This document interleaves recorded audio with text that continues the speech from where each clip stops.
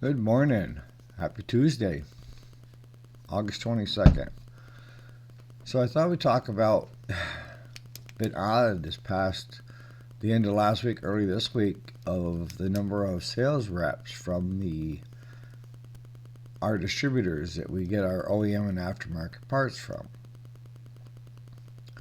And I also thought we would talk about what amount of time is okay for a customer to wait on their unit. And I know it depends on the unit and depends on the part, but I like to go into that a little deeper. And then I thought I would show you some of the stuff that just came in yesterday. Uh, the International 585. We had quoted the customer if we were able to adjust the clutch on it.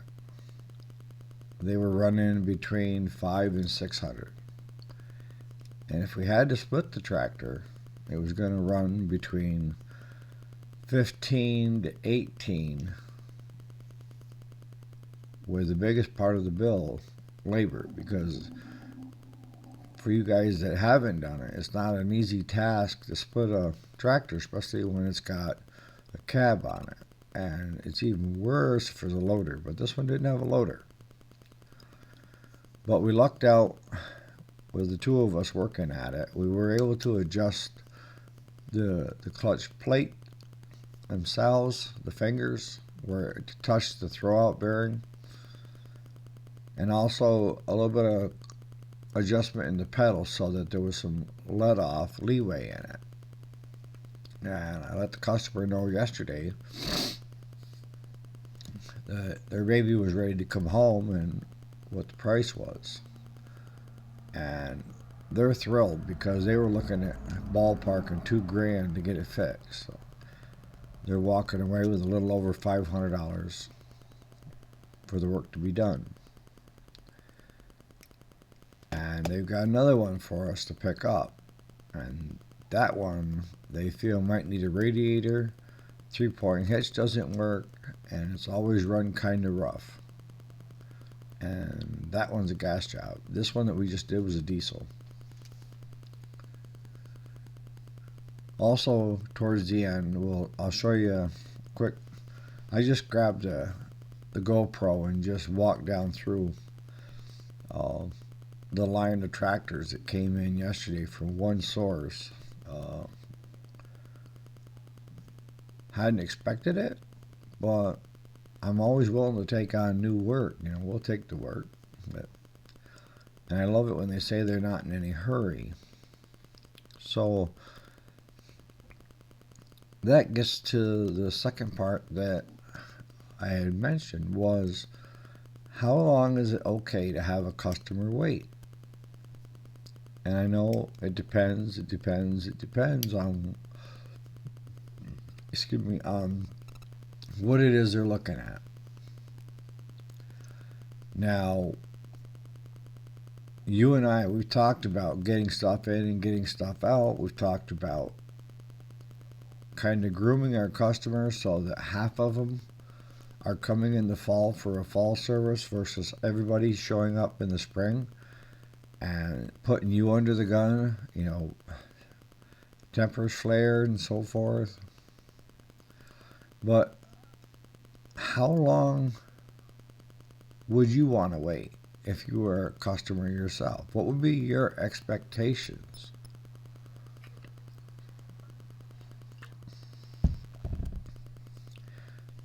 See, if I had a lawnmower that needed to be serviced and I went to a repair shop and they told me I was 2-3 weeks out, I honestly would move on and do it myself, which a lot of folks are doing now by watching YouTube, or I would go to another repair shop that does that kind of work. And over the years, I've noticed too that, the automobile repair shops, the smaller ones, the mom and pops, they've also gone to doing work on the lawnmowers and small engines. as a supplemental income. And I have no problem with that because they're picking up slack where the other shops are behind. So it's a plus. And it's a plus because it probably saves them some money or puts some money into the budget. Because the way I look at it is basically you have a number of different small engine repair shops, size wise, and what they're willing to do. Okay, so let's take your big dealer. He's doing 3 or 4 different brands, floor planning, huge amount of showroom, stuff overflowing to the outside, stuff still in crates that his guys have got to put together to put them out front. That guy, good chances are he doesn't want to touch any of the older machines that are 5, 8, 10 years old. His business is focused on selling new. His business is focused on servicing his customers. His focus is also on warranty work. And I'm saying that's great as long as that shop can do that, right? Now you come down to the second tier. The second tier, he's carrying a couple different floor planning. There's stuff out front. He's got a small showroom. He might have 1 or 2 lawnmowers in the showroom. Parts department. And those guys are taking on the sale of new, but they don't have the volume. So they need to supplement theirs with warranty and repair work. They're going to take on those units that are probably up to 10 years old. But there's a cutoff in their mind. And we had talked about it in the video with the John Deere and the wood splitter of how some of you wouldn't have touched that.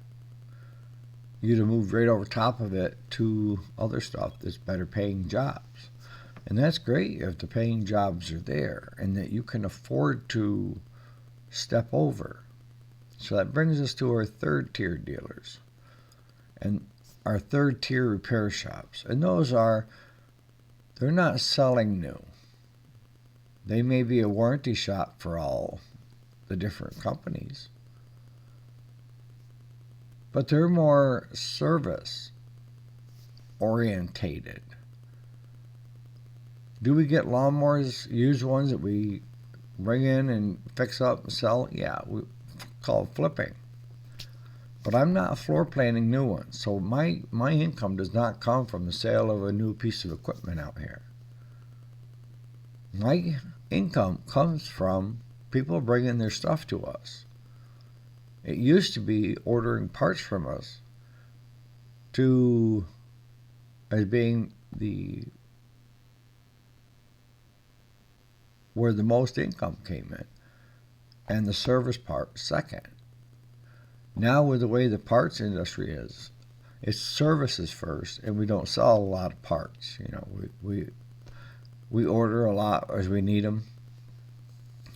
Order some as we need them, I could say. But for the most part, we rely on any and all work coming through the door. And if we can make some money on it, we're going to grab at it.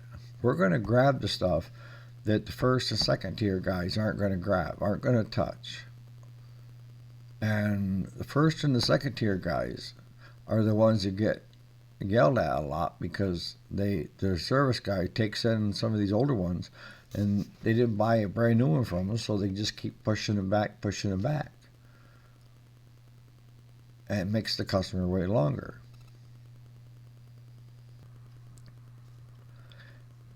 But it's like a car. You know, you take a car down to your local mechanic and you drop it off, and even though it may be your second car, and right now you're carpooling with your husband or your wife or girlfriend, boyfriend,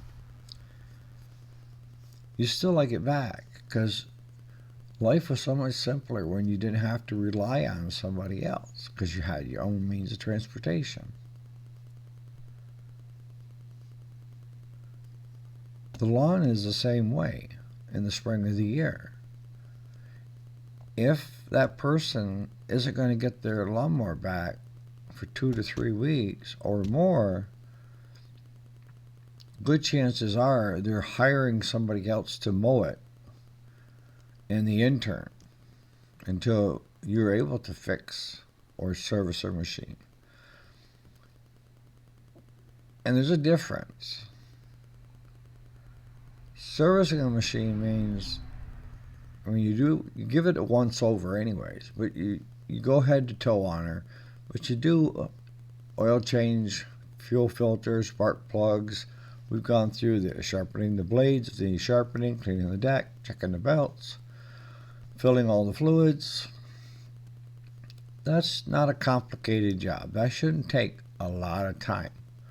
Push mowers, even less. But riders, there's no reason why you can't, on an 8-hour shift, push out 6 riders anyways a day per mechanic. And I don't know how your shop runs and how many employees you have, but you know, I'm willing to step in to speed it up if I have to. If we are starting to run behind, or then we do what we have to, right? But I think that we've kind of dove into this a little bit, but not a lot, of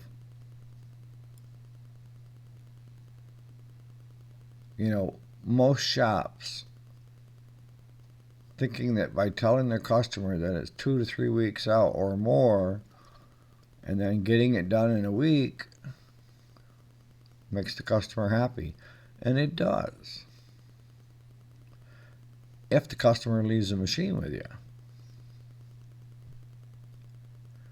And it's the same thing when you go to estimate repair work on stuff.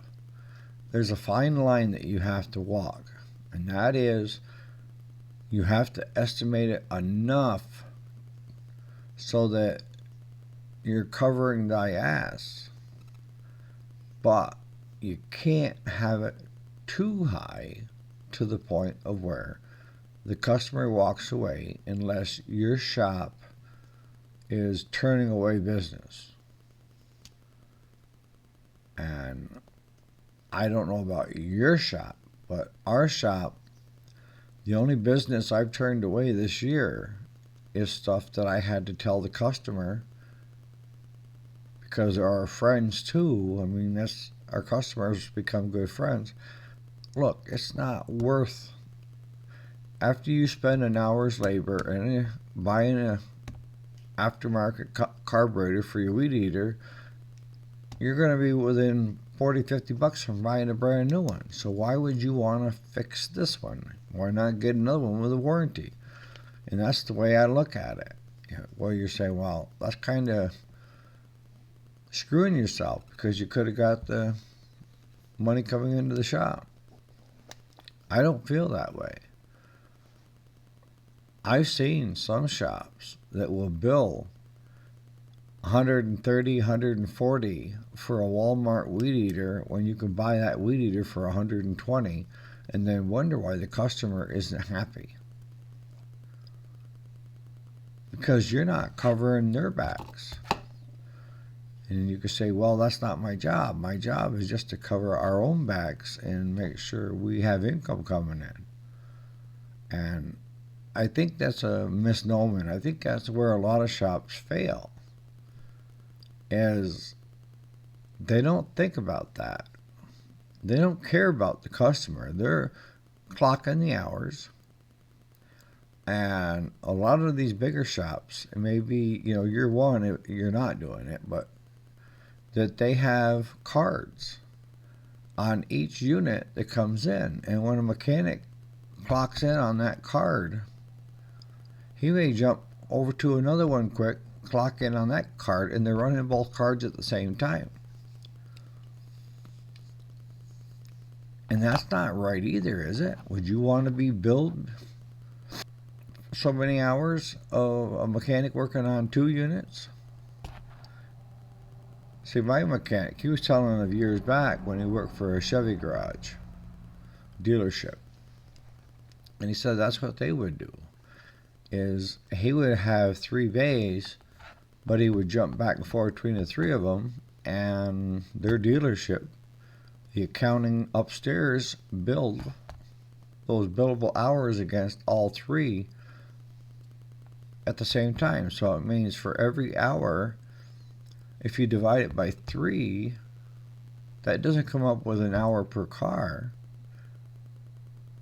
per hour. So I mean, the first one, they were getting paid for to have the guy working on it, but they were billing the second guy and the third guy at the same time on the same clock and running everybody through the day.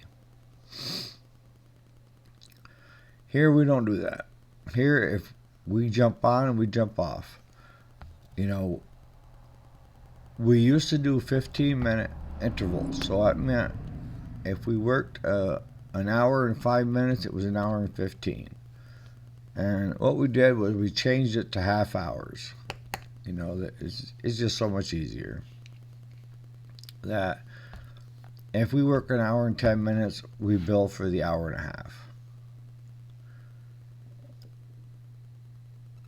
So, in your shop, how are you billing out your customers? Do you stay on one unit till it's done, or do you stay on it until it needs parts and then clock that out and clock the new one in? And then that brings us to sales reps lately. I talked to you early last week briefly about one aftermarket company rep talking to me.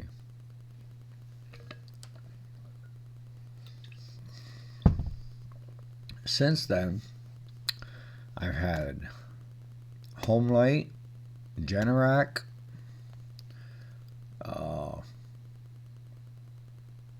another aftermarket company. Their sales reps have called me, kind of wanting to know what's going on, because they've seen this big drop in sales. And I explained to them the same thing I explained to the other guy. This is what's taking place. Whether we like it or not, we made our bed, so we need to lie in it, basically. And is it going to get any better? And I would say short term, no. Long term, until these warehouses get cleaned out, when they get off the books, it's going to be a while. But the other thing that I'm seeing is, like yesterday, I was trying to build an order through the one distributor for OEM Homelight. And I had a list of probably 30 different parts that I like to stock because they are decent sellers. Over half of them, better than half, had zero inventory, no ETA on that back order. So if they're stocked so much, why are they not carrying full gauntlet? That doesn't make any sense to me, unless they're just trying to get rid of the inventory and not buying back. Give me your thoughts on that too.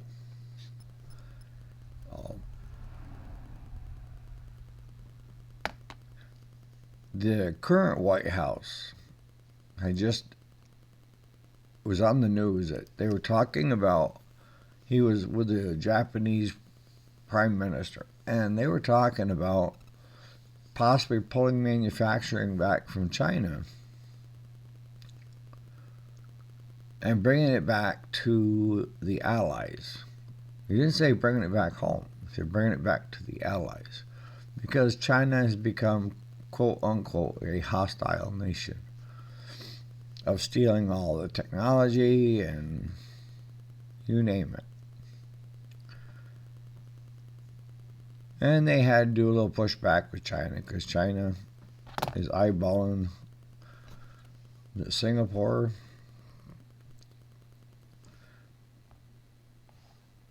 Well, I got to thinking, what would happen if they moved manufacturing back here to the U.S.? Would it help us or hinder us? Right now, we're not selling a lot of parts per se unless we put it on units.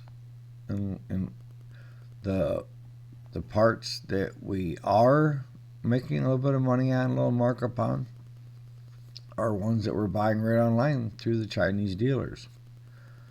It's not through the OEM distributors or the aftermarket distributors.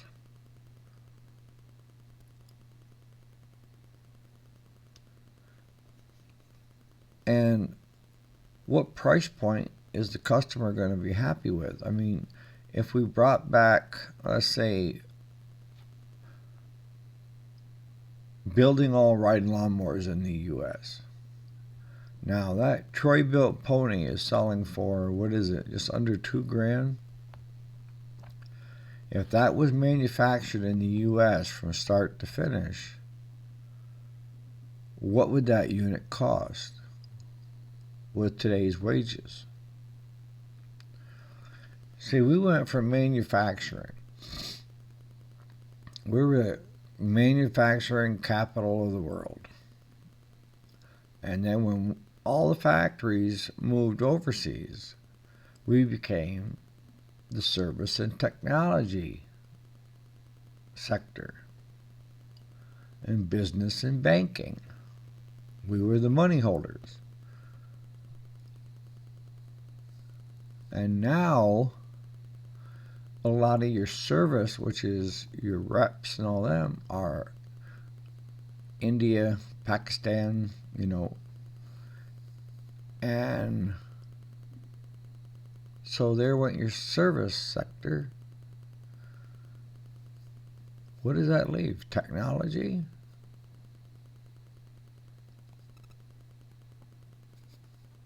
Your guess is as good as mine. But if that Troy-built pony come back and we built it here and we paid on average $20 to $25 an hour non-union labor and $50 to $70 an hour for union labor, how many hours do you think it would take to build that Troy-built pony lawnmower? My guess is that Troy-built would double in price.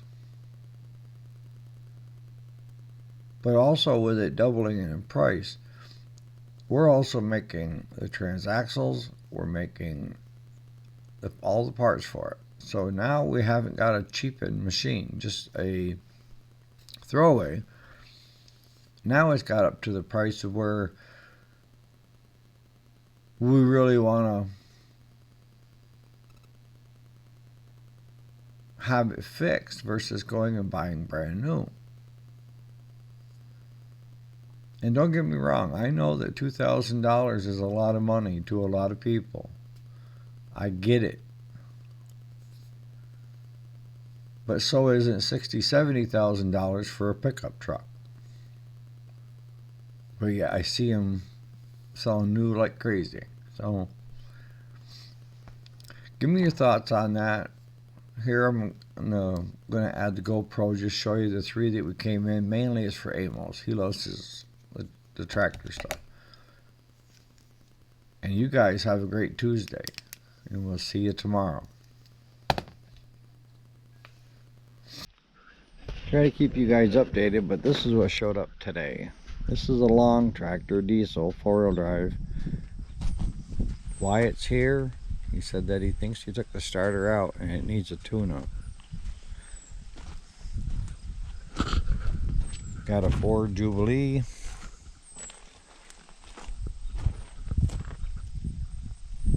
And